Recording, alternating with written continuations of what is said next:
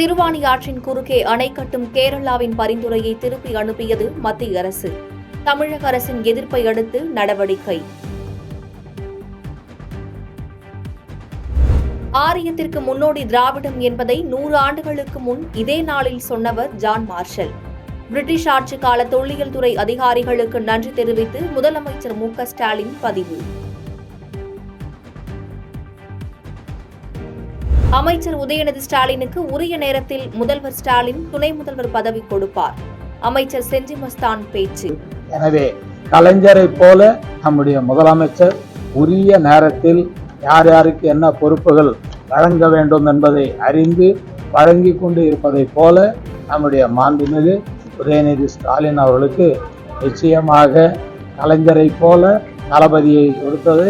தளபதி நிச்சயமாக அதை உருவாக்கி தருவார் என்பது எங்களுக்குள்ளே இருக்கிற நம்பிக்கை. தமிழகத்தில் விவசாயத்தை பயன்படுத்த நீரேற்று திட்டங்களை செயல்படுத்துவது அவசியம் என்று எடப்பாடி பழனிசாமி கருத்து. அதிமுக ஆட்சிக்கு வந்த பின் வீட்டுக்கு வீடு காய்கறி தோட்டம் செயல்படுத்தப்படும் என திருச்சி கல்லூரி நிகழ்ச்சியில் பேச்சு. மயிலாப்பூர் நிதி நிறுவன மோசடி வழக்கில் தேவநாதன் உட்பட 3 பேரிடம் மீண்டும் விசாரணை தொடங்கியது.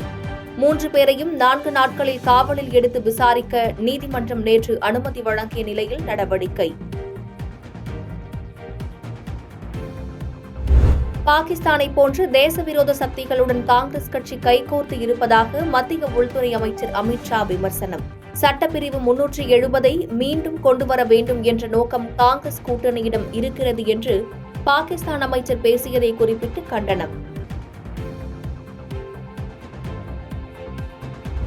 ராகுல் காந்தியை பாஜக தலைவர்கள் விமர்சித்ததை கண்டித்து பிரதமர் மோடிக்கு காங்கிரஸ் தலைவர் மல்லிகார்ஜுன கார்கே கடிதம் எழுதிய விவகாரம். கடந்த காலங்களில் மோடியை சோனியா காந்தி விமர்சித்த போது காங்கிரசுக்கு அரசியல் நாகரிகம் மறந்து போனதா என்று ஜே.பி. நட்டா கேள்வி.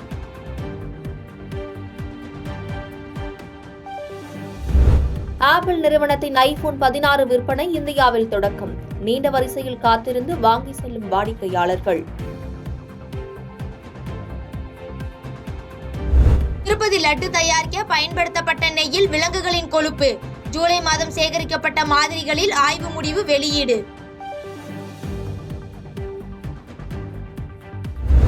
திருப்பதி லட்டு விவகாரத்தில் ஆந்திர முன்னாள் அமைச்சர் ஜெகன்மோகன் ரெட்டி மீது புகார் அளிக்க முடிவு. தேவஸ்தான குழுவின் முன்னாள் உறுப்பினர் பானு பிரகாஷ் ரெட்டி தகவல். ஜம்மு காஷ்மீரில் பாகிஸ்தானின் விருப்பங்கள் நிறைவேற ஒருபோதும் அனுமதிக்க முடியாது என பிரதமர் மோடி பரப்புரை. பயங்கரவாதிகளின் சதி திட்டங்களை முறியடித்து தேர்தலை நடத்தி வருவதாக பெருமிதம்.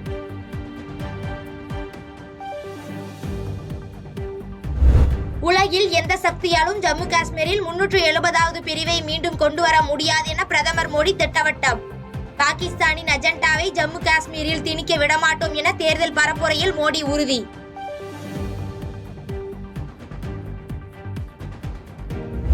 வேலை நிறுத்த போராட்டத்தை இன்று வாபஸ் பெறுவதாக கொல்கத்தா பயிற்சி மருத்துவர்கள் அறிவிப்பு. நாளை பணிக்கு திரும்ப உள்ளதாகவும் தகவல்.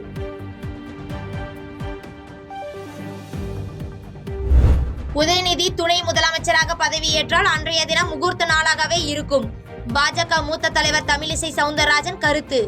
நான் இன்னும் சேலஞ்ச் பண்றேன். ஒருவேளை உதயநிதி துணை முதலமைச்சரை பதவியேற்றா அன்னைக்கு முகூர்த்த நாளா இருக்குதா இல்லையான்னு பாருங்க. நம்ம நாட்டு மக்கள், தமிழ்நாட்டு மக்களுக்கு முகூர்த்தமா இருக்காது, அவங்களுக்கு முகூர்த்த நாளா தான் இருக்கும். ஆக மக்களை அப்பட்டமாக ஏமாற்றுகிறார்கள். இன்னொன்று, எல்லாவற்றையும் விட கவலைப்பட வேண்டியது அண்ணன் துரைமுருகன் தான். ஆனால் அவரையே வைத்து துணை முதலமைச்சரா வரணும்னு சொல்ல வச்சாச்சு. அண்ணன் பழனி மாதுக்கத்துக்கு விருது கொடுத்து ஆக இன்னொரு விருதை வாங்குற மாதிரி. ஆக அன்னைக்கு நீங்க பார்த்தீங்கன்னா பவள விழா தொண்டர்களுக்காக நடத்தப்பட்டதல்ல. ஆம்ஸ்ட்ராங் கொலையில் தமிழக காங்கிரஸ் கமிட்டி தலைவர் செல்வ பெருந்தகைக்கு தொடர்பு உள்ளதாக பகுஜன் சமாஜ் குற்றச்சாட்டு. யாரோ ஒருவரின் குற்றச்சாட்டு பதிலளிக்க முடியாது என செல்வ பெருந்தகை தகவல்.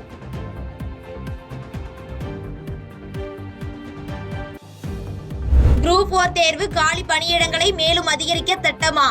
அதிகாரப்பூர்வ அறிவிப்பு விரைவில் வெளியாகும் என டிஎன்பிஎஸ்சி தகவல்.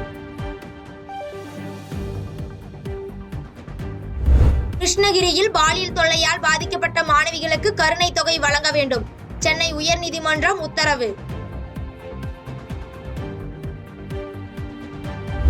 ஹரியானாவில் பெண்களுக்கு மாதந்தோறும் 2100 ரூபாய் நிதி உதவி என பாஜக தேர்தல் அறிக்கை. ஒவ்வொரு குடும்பத்திற்கு 500 ரூபாய் சமையல் எரிவாயு சிலிண்டர் வழங்கப்படும் என்று வாக்குறுதி.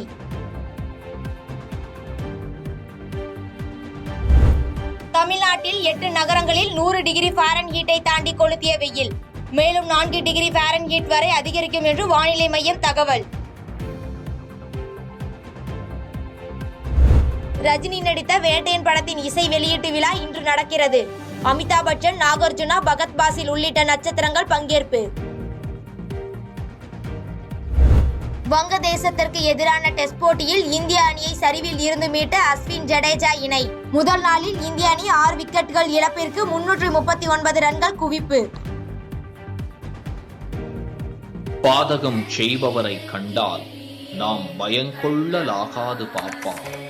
மோதி மிதித்து விடு பாப்பா, அவர் முகத்தில் உமிழ்ந்து விடு பாப்பா.